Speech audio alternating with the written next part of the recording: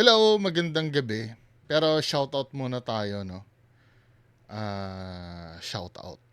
So, shoutout Ma'am Tintin, Hadoken, Sir Ronald De La Cruz Galang, hello. Sir Felipe Juan, kamusta po kayo?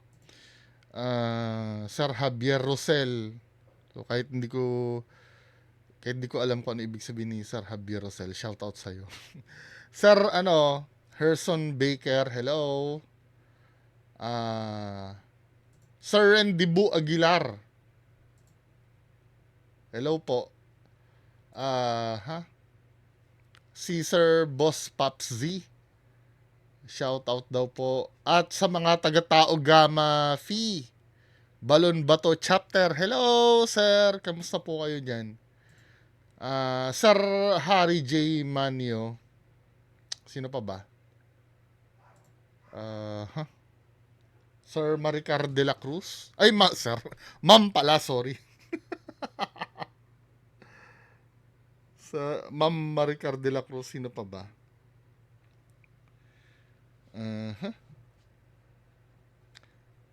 Uh, Ma'am Burley uh, Helvero Castor, Sir Albarda Gabriel Dong.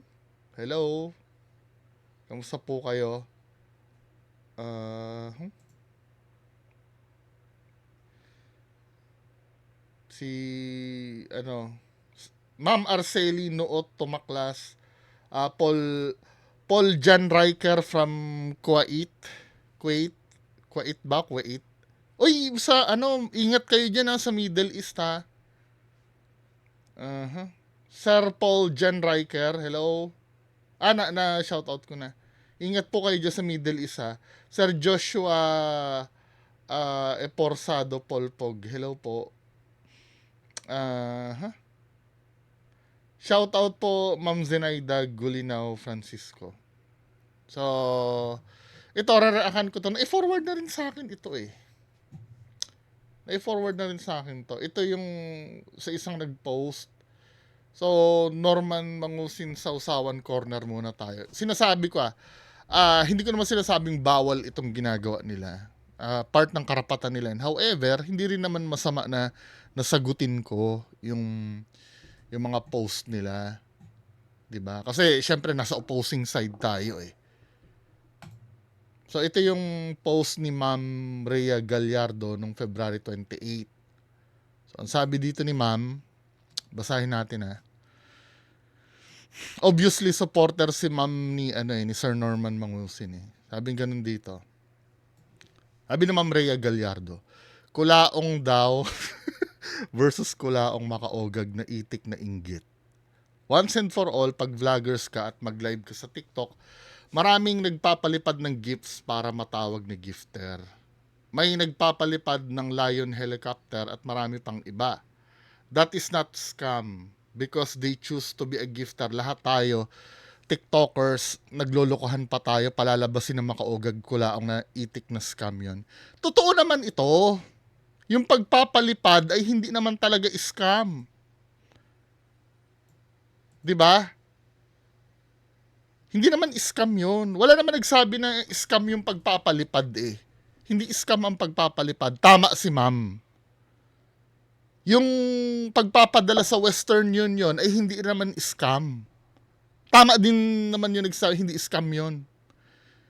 'Di ba? Yung pagde-deposit sa bank account ay hindi rin scam. Yan kasi ay mga mode of payment yan or mode kung saan mo ipapadala yung pera. Never naging scam itong mga to. Dahil kung scam yan, matagal nang pinagbawal yan eh. However, ano ba yung reason kung bakit nagpalipad? Yun dapat ang iisipin nyo. Kung bakit nagpadala sa Western Union. Kung bakit nagpadala sa GCash. Mahina ang ulo ni Ma'am, no? Hindi naman yung pagpapalipad yung scam. Ano yung reason bakit nagpalipad sa kanya? For example, sa YouTube, ano ba ang pinagsasabi niya? Yung mga dati pa. Ang sabi niya, yung mga sabi ni Sir Norman Mangusin, yung malilikom niya daw, ito sinabi niya dati ito, yung mga malilikom niya daw sa palipad ay itutulong niya. So naniwala yung mga tao doon. Pero yung sinabi ni Sekyama kasi, yung mga pinadala kasi, hindi naman 100% na tinutulong. 20% lang. Ayon mismo sa sekretary ni FLM. So may mali. Wala kasing transparency. Pwede, ganito yan, Pwede, kung yung, halimbawa ako, mananawagan ako sa inyo dito, sasabihin ko naman sa inyo totoo Magpalipad kayo sa akin dito, magpadala kayo ng pera, ibibili ko ng iPhone ko. Wala namang masama doon Kasi alam nyo, totoo yung sinasabi ko. Nakukuha nyo? Huwag tayong bobo! Wala nagsasabing scam. Mga lang yan, mga channel lang yan para maipadala mo yung pera, yung pag-gifts na yan, yung pagpapalipad. Ang bobo naman umintindi nito, men. Ano ba? Hindi scam yun. Di ba sinasabi ko, pati GCash, hindi naman scam ang GCash. Ang pagdideposit sa bangko ay hindi naman scam din. Ang pag-Western Union, hindi scam. However, yan yung mga ginagamit para makapang-scam. Para makuha yung pera. Nakukuha nyo? Ang kutsilyo, never naging masama ang kutsilyo. Ang masama, yung gagamit nun para maipangsaksak. Ewan ko kung ba't hindi nakukuha. Pati yung yung ganito, by the way, saan ba yung sinabi niya dito? That is not a scam because they choose to be a gifter. Lahat tayo TikTokers, naglolokohan pa tayo, palalabasin ng makaogag kulaong na itik na scam yon. Tamang tanga. 'Di ba? Yung pagpili nila, ganito yon bibigyan kita ng example, ma'am. Balik tayo dun sa dun sa alam kong mga OFW, mga mababait kayo 'Di ba? Kasi most of you nanggaling sa hindi magandang pamumuhay dito sa Pilipinas. Most of you. Nag-abroad yung iba para humanap ng magandang kapalaran. At most of you, sinuwerte din dyan sa ibang bansa. So alam niyo yung pagiging mahirap dito sa Pilipinas. Kasi isa kayo sa mahirap dati dito sa Pilipinas. Kaya kayo ay punong-puno ng blessing dyan. May puso kayo para tumulong sa mga kababayan natin. Iyan ang in-explain ni Sir Vic Lorenzo. Pakinggan natin explanation ni Sir Vic Lorenzo. Si Sir Vic Lorenzo po ay chief ng cybercrime na nag-imbestiga kay FLM. Pakinggan natin explanation ni Sir Vic Lorenzo para maintindihan ng lahat. 'Di ba? Oo, nakaka-high blood pero kailangan tiyagain natin 'to para maunawaan ng iba dahil kung ang pakikinggan nila yung maling narrative na yan, 'di ba? Marami maliligaw. Yan din ang hihiramin na dahilan ng iba para ipagtanggol sa FLM. Pakinggan nyo, Sir Vic Lorenzo.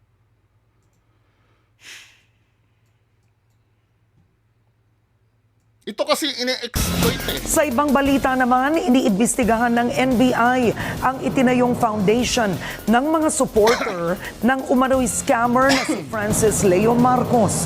Sinasabing ginagamit ito para makapanloko. Exclusive, nagpapatrol, Nico Bawa. Meron mo tayong visit order din yan. Nakilala si Francis Leo Marcos sa social media matapos mag-viral ang kanyang Mayaman Challenge kung saan hinihikayat niya ang pagdodonate ng yaman sa mga biktima ng pandemya. Pero inaresto siya ng NBI Cybercrime Division sa dating kaso ng illegal recruitment at human trafficking. Nadagdagan pa ito ng illegal use of alias at falsification of public documents dahil hindi raw Marcos ang tunay niyang pangalan. At kahit nakakulong, naghain ang kanyang abogado ng kanyang candidacy sa COMELEC sa pagtakbo sa Senado. Naglabas na ng babala ang SEC laban kay Francis Leo Marcos at sa foundation na Filipino Family Club International. Wala raw itong lisensya para maglikom ng pondo at ginagamit daw ito ng kampo ni Marcos sa panloloko. And they're trying to get financial support coming from OFW. $10, $50.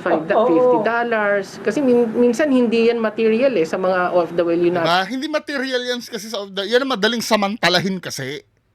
Lalo pag nagpapakilala kang tumutulong ka. Lang, yung willingness natin to help yung mahihirap nating mga kababayan. 'Di ba?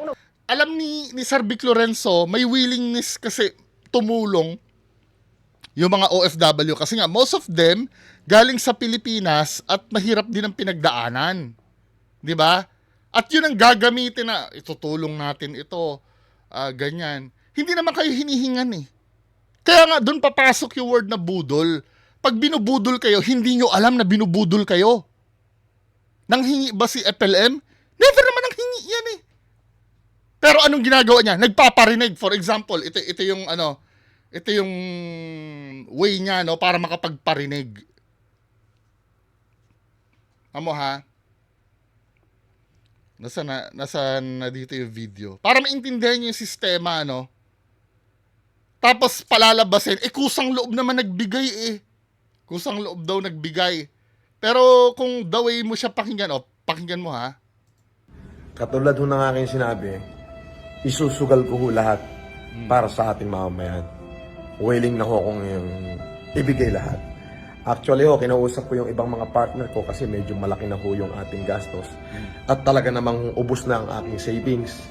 Ang natira lang ho sa aking bank account out of 100 plus million ay 200,000 na lang. 'Di ba? Ganyan magparinig. At pag narinig mo 'yan, dahil mahal mo si FLM, kusa ka magpapadala. Hindi ka na kailangan hingan. 'Di ba? Now, yung nakakapagpa-trigger, hindi ba panluloko 'yan? Paano mo nasabing panluloko 'yan? Ang sabi niya, ito yung sinabi niya nung una, May sinabi dito si FLM na kontra dyan sa sinasabi niya eh. Yung ipinanganak daw siyang super yaman. Sana ba yon? Sorry kailangan makita nyo to para naiintindihan nyo yung mga pangyayari. Ipinanganak daw siyang super yaman, makikipagsunugan daw siya ng pera, tapos biglang sasabihin niya, ubus na yung pera niya. Saan ba yon?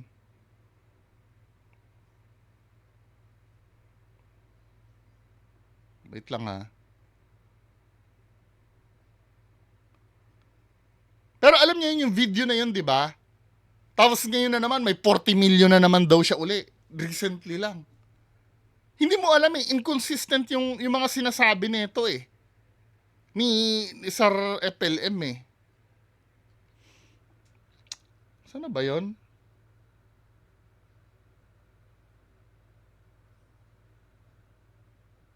Well, hindi ko na makita yung video, no? Hindi ko na makita yung video. Pero, sorry. Ito na pala.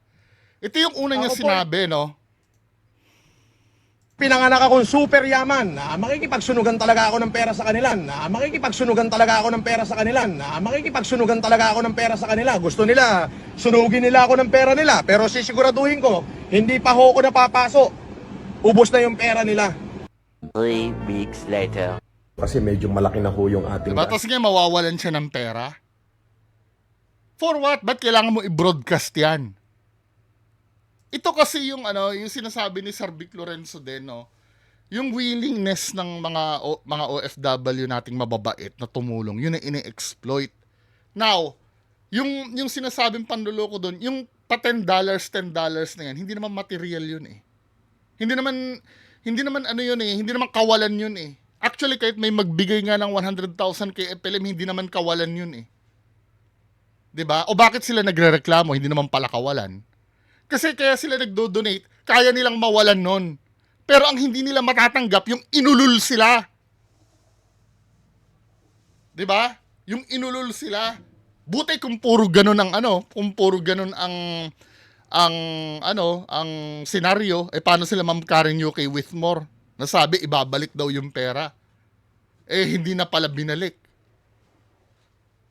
'Di ba? Yan ang sinasabi ko Minsan, alam mo yun, yung makatanggol na hindi mo alam yung sinasabi mo. Yung sisisihin pa yung mga nagpadala. Kaya nga sila nagpadala, may reason. May nag-inganyo sa kanila na magpadala. Hindi naman magpapadala yan kung wala naman napanood 'Di ba? tanungin mo yung mga, ba't nagpadala? Ano, out of nowhere, magpapadala ka? Come on. Ginagawa nyo naman tanga yung sarili nyo. Tapos isasabihin mo pa yung pagpapalipad. Hindi naman talaga scam. Ito ay mode lang ng, ng pagpapadala ng pera. Dahil kung ang mentality mo ay scam yung pagpapalipad, di sana binawalan na yan ng gobyerno ng Pilipinas. 'Di ba? Scam pala yan eh. Legit naman 'yan. Kasi marami namang gumagamit niya ng mga streamer talaga na para sa lehitimong pamamaraan eh. Yung mga nagsasabi ng totoo, 'di ba? Anong gagawin ko? Paano magiging scam ang palipad sa akin dito? Sasabihin ko, meron tayong tutulungan, magpapakita ako dito ng matandang bedridden. Meron tayong tutulungan dito. Ito si Tatay Pedro. Magpadala po kayo sa akin para maipadala natin kay Tatay Pedro yung tulong nyo. Kayo naman, dahil awang-awa kayo, doon sa pinakita ko, magpapadala ngayon kayo ng pera. Ay, kawawa naman. Gusto kong makatulong kay Tatay Pedro. Malaman-laman nyo, yung pinadala nyo sa akin, binulsa ko lang pala. Nakalikom ako ng let's say 300,000. 'Di ba? 300,000 ang nalikom ko. Binigay ko kay Tatay Pedro 20,000. Tapos binulsa ko na. Kaya nga 'di ba nung nag-fundraising ako regarding dun sa dun sa gadget na gagamitin namin na pang-explore. Naalala niyo yun? May mga nagsasabi sa akin, no need to mention. No, kailangan i-mention. Transparency kasi yun eh. Para malaman nyo na talagang napunta yung pera nyo doon sa dapat kapuntahan. Hindi ko rin naman kayo masisi dahil mabait yung iba, na hindi na kailangan kasi nga naman 'di ba? Hindi na, pero need kasi na may transparency. Kaya nga pagdating nung binili namin sa US na device, i-shoutout kayo ni Sir Ed isa-isa para malaman nyo nakasama kayo doon sa nakabili nung gadget na binili namin. 'Di ba? Hindi naman masama 'yon. Ang masama kasi doon yung uululin mo yung tao para makapagpadala sa iyo ng pera. 'Di ba? For example, ito sa TikTok, merong inaano dito si Sir FLM eh. Yung kunyari bibigyan niya ng tulong, tapos nilalaglag niya. Tama ha? Andito yun eh. Nasa reels ko yun eh.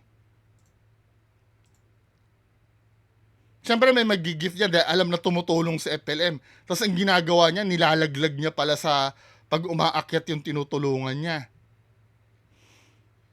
Tsaga lang kayo kukunin ko yung video on the spot kasi ito eh. Para malaman nyo yung nangyayari. Since TikTok yung pinaglalaban niya, punta tayo sa TikTok kung anong ginagawa niya ni FLM. Sana ba yun? Wait lang ha. Kasi parang ginagawa na lang natin tanga yung sarili natin eh. Na para hindi pinag-iisipan kung paano ipagtatanggol yung yung idol. O ito, pakinggan nyo ha. Ito, siya rin na nagvi-video nito. Siya rin na nagvi-video nito. Kita mo ha, may aakyat dito. Sino kaya to? Sir, good morning po. Good morning. Pabukas mo ng camera. 10 seconds lang yan. Sir, Taga saan? Arayat po sir sa Pampanga. Pangalawa na po sir. Anong Tama, nilaglag niya. Hindi ba scam yan?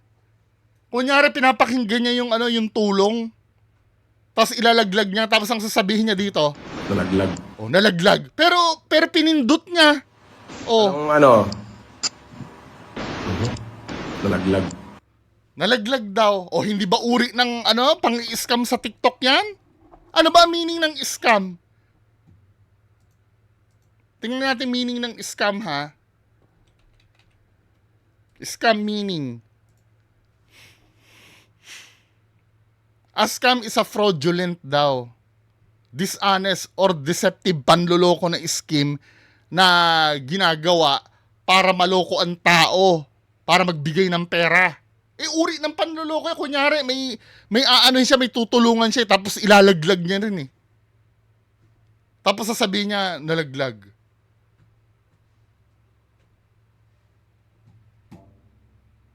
Kahit saan tayo makapunta eh. Yung sabihin mo na tinutulungan mo yon, ayan oh, kitang-kita. Siya mismo nagvi-video. Ito yung cellphone camera niya oh. Tinitingnan niya. Tapos yung manghihingi, Taga saan? Arayat po sir sa Pampanga. tapos ang gagawin niya, ilalaglag niya. Oh. Anong ano? Nalaglag. Diba? Anong ano? Nalaglag daw. O paano mo nga ipagtatanggol yan? Nalaglag. At nalalaglag. Mainit yung telepono. Isa pa, hindi lang yun na nangyari. Diyan sa TikTok ha, kung saan nandoon ka.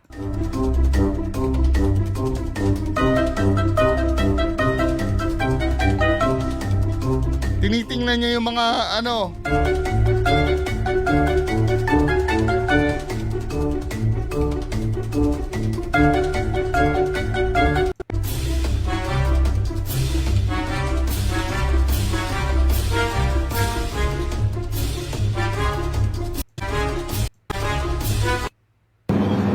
Yan ha. Ang balita. Lalaglag niya uli. Kupal. Di ba?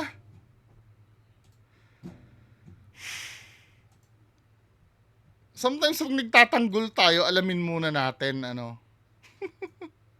Magsisend ka ng gifts, tapos palalabasin mong na-scam ka. Ako nga, nanonood ako, choose ko yun if wanna be gifter. Oo, nagigets ko.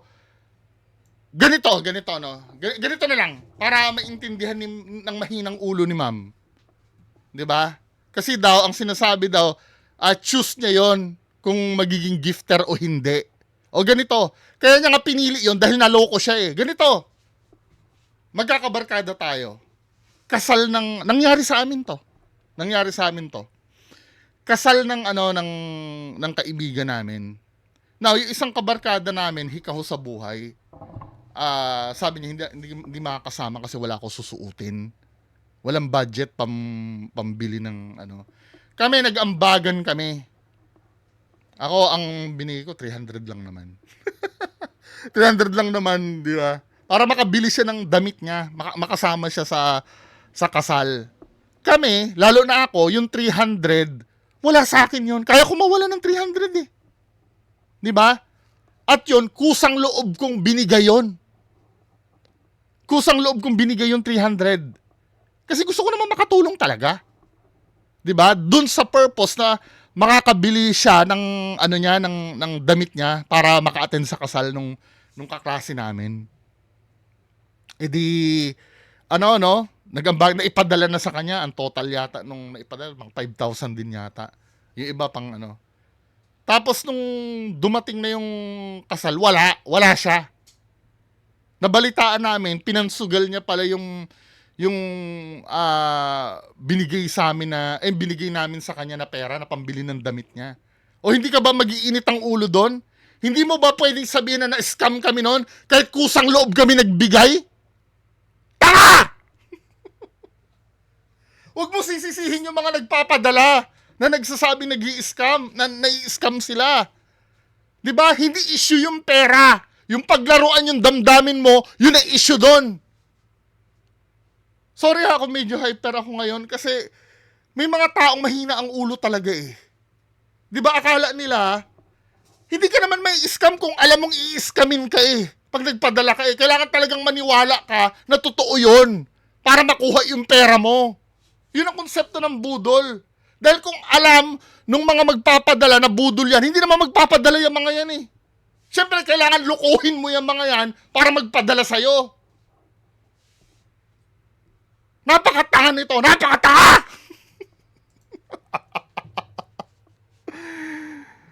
Ay, Diyos ko. Diba? Ako ang nga nanood ako, choose ko yon. Choice mo yon kung gusto mo maging gifter. Pinili mo kasi yon sa paniniwala na hindi ka niloloko nung pinili mo.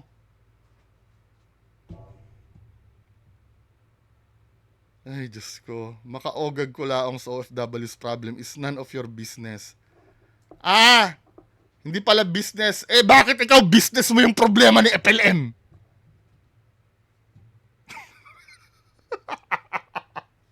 If that is true na scam sila, why didn't come over here and file a case? Ito na namang kabubuhan ito. So meaning, kapag hindi nagkaso, hindi na totoong nangyari. Ganun ba yon? Batayan ng pagiging totoo ang hindi magkaso. Di ba walang OFW nagpa-file ng case kasi alam nilang they choose to be a gifter? Wrong! May nagpaplano na nga magkakaso eh. Tsaka never mong gagawing batayan ng pagiging totoo ang krimen kung nag-file sila ng kaso o hindi. Maraming dahilan kasi kung bakit hindi sila nagpa-file ng kaso. Magkano ang nabudol sa kanila? For example, sinabi ni Sir Vic Lorenzo, $20. Kahit ba $100? Pauuwiin mo yon sa $100? Hindi ba pwedeng magbigay na lang ng awareness sa tao na, ay, next time wag nyo na pong gagawin yan kasi alam na namin kung saan mapupunta. Yan ang logic ng logic ng prokulaong eh. Di magdemanda. Alam nyo kung gaano ka-hassle ang magdemanda? Maraming dahilan kung hindi nagdidemanda. Number 1, sayang ang pera. Number 2, or kapos sa pinansyal. Number 2, takot sila sa kalaban. Number 3, mas pinili nila magkaroon ng peace of mind. Kapag hindi sila nagdemanda, it doesn't mean hindi totoo yon. Hindi totoong nangyari yon. Yan ba ang batayan nyo? For example, bibigyan kita ulit ng isang example, no? 'Di ba? Bigyan natin ng example si ate. Para maintindihan ni ate, no? Ang sinasabi ko, sinungaling si FLM. Ha? Sasabihin ko na sinungaling si FLM. O ito yung batayan ko. Abay, kahit hindi ako magdemanda, alam nyong alam nyong tama ang sinasabi ko eh. O ito maganda example. Ayan po natin tong yung kumakalat yung picture ko na may hawak-hawak ko akong gold bar. At ang Ito ay tungkol ito do sa picture niya na kumakalat na may hawak-hawak siyang gold bar. Ang explanation niya dito, sabi, mag-ingat kayo sa nagtitinda ng peking gold bar. Una, higit ho sa lahat, hindi yung hawak kong gold bar ay totoong ginto po yun. Yun ho ay totoong ginto. So yung pong picture na yun, nakalkal lang po sa album ko yun kung saan natuwa po ako kasi first ever po na nakabuo ako ng ganong kalaki, nakabuo ako ng bara sa aking pag-iipon-ipon, ay natuwa po ako, ipinost ko po. May text lang dito, sabi niya, Ikarex, pakitanong mo kay Francis Leo. ngayon, na-interview siya ngayon sa sa radio station. Same na tanong. 'Di ba? Ang sinabi niya kasi dito, so yung pong picture na totoong ginto daw 'yon. Ang ginawa niya, nag-ipon-ipon daw siya na nakabuo siya ng isang bar. 'Di ba? nakalkal lang po sa album ko yun kung saan Pakinggan uli natin. natuwa po ako kasi first ever po na nakabuo ako ng ganong kalaki, nakabuo ako ng bara sa aking pag-iipon-ipon, ay natuwa po ako, ipinost ko po. May text 'Di ba? Natuwa daw siya, ipinost niya. Pinag-ipon-ipon niya daw 'yon. O ito, tinanong ngayon siya sa interview. O anong isasagot niya dito? lang dito, sabi niya, Ikarex, pakitanong mo kay Francis Leo Marcos, ano ho yung Sumatra Gold Bar? Yang Sumatra Gold Bar kasi na yan, fantasy gold yan eh. 'Di ba? Pinapaniwala nila yung mga tao na ito ay galing sa Yamashita's treasure. 'Di ba? Ito ay nakuha sa Sumatra, sa lugar ng Sumatra.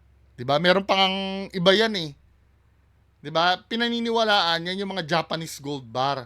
Kasi kaya nilalagyan nila ng tatak na ganyan, hindi lang value ng gold ang meron yan, pati yung historical value. 'Di ba? Kaya tinatakan nila ng Sumatra Gold Bar. 'Di ba? Na-link si Sir FLM di umano dati sa bentahan ng fake gold bar. Ngayon, ginastify niya 'yan na yung gold bar daw na 'yan ay natuwa siya, nag-ipon-ipon daw siya ng gold. 'Di ba? At nabuo niya nagtataka na, ba't ka lang tatakan mo pa ng Sumatra? Kung naipon-ipon mo, 'di ba? Ngayon, tinanong siya ngayon, ano po yung Sumatra Gold Bar? Tinanong ng press. O ito sagot niya. Ayan ho, ayan oh. Nung ako ho ay nakaipon ng gito, nakaipon ho ako. Pag ako'y bumibili ho dyan sa Arangke, ay pwede nyo nga ako i-verify. Ang pinakamalaki ko hong binibilan dyan ng ginto pag ako'y kumikita, kasi ho nag-i-invest ako sa ginto bibili ako pag mura. Ini-explain niya na kung saan niya na nabili, 'di ba? Tapos biglang kakambyo siya dyan. Siya. Ang binibilang ko ho dyan sa Arangke na madalas pag maramihan, na si 1 kilo kalahati o 1 kilo, ganyan, ay si Edwin Malibiran. Yan. Kilala ho ako dyan. Yun ho, may nagpakita lang ho sa akin noon na sa akin hinawakan. At ako'y nagpa-picture din. Pero hindi ko, wala akong gano'n, hindi ko rin alam. 'Di ba? Hindi niya na daw alam. Nagpa-picture lang daw siya, hindi niya alam kung ano 'yon. Nagsisinungaling o hindi? Kanina, sabi niya siya daw nagbuo eh. Ngayon, Hindi ko, wala akong gano'n, hindi ko rin alam kung anong ibig sabihin nun. Pero yung mga gintong iniipon ko, 'di ba? Hindi niya na alam. Nagpa-picture lang daw siya, pero sinabi niya, binuo niya 'yon at natuwa siya, kaya siya nagpa-picture. O ngayon, tatanungin ko siya, kailangan pa bang ikorte yan? Para malaman natin na nagsisinungaling yan? Kasi yun ang bobong logic nung nag-post eh. Kailangan daw, ba't wala nagdedemanda? 'Di ba may ongoing nga daw na estafa yan ngayon eh. Siyempre, hindi sinasabi sa inyong mga supporter yon. Ano ba? Diyos ko, si ate. O ito pa isa, kinausap niya pa si Manny Pacquiao. Senator, basic lang yan. Hindi ka nga po kinasuhan ni Ma'am Jinky when she found out that you have another woman and son. Ito ay choice, personal choice ito. Hindi ito regarding sa reputasyon ni Manny Pacquiao sa labas. 'Di ba? Hindi nga natin nalaman ng detalye niya nung lumaki si Eman Bacosa eh. 'Di ba? Quiet sila diyan eh kasi choice nila yan na gusto nilang manahimik regarding diyan. Sa bagay na yan. Nakukuha mo? Ba't parang kailangan pati ang personal na bagay na yan kailangan gawin mong justification? Yung ididemanda si Manny Pacquiao, unang-una, hindi niya naman asawa si FLM pero pinagkakalat niya may utang sa kanya, at yung pagkakalat na may utang sa kanya, ginagamit ni FLM yung para mag-build ng reputation sa mga kausap niya. Which is hindi maganda. Nakukuha mo? Basic lang po yan. Ako nga po, kapatid ko pa mismo nanlait sa akin na dapaang lang. Hindi niya nakukuha, akala niya simpleng do sa lait-lait lang. No? Tapos nga, gina-justify mo yung kapatid mo. Kapatid mo yun eh. Kahit nga ako, sabihan ako ng kapatid ko na mukha akong ita, hindi ako magagalit. Dahil kapatid ko yun eh. Pero kung galing sa ibang tao yun, masakit yun. Lalo na kung hindi ko pa inaano. Ano ba yan? Ginagawa naman tanga yung sarili. Hope you get my point. Kami po nakikiusap pag mong kasuhan si Norman Mangusin. O alam mo naman palang Norman Mangusin yan eh. Diyan pa nga lang sa pangalan, alam nyo na palang totoong Norman Mangusin yan eh. Maraming natulungan, pero minasama nila. Kinulong din para di na makatulong. Tignan mo, ang tanga. kinulong din daw para hindi na daw makatulong.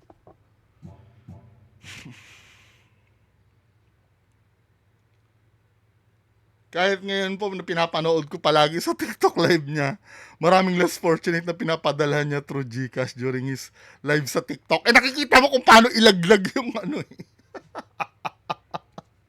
Ewan ko, bahala kayo dyan, ano? Napagbigyan ko na ha yung mga nag-request ito. Ayoko na ha! Ayoko na! Last na to! Yun lang po, magandang gabi sa inyong lahat. Bye-bye.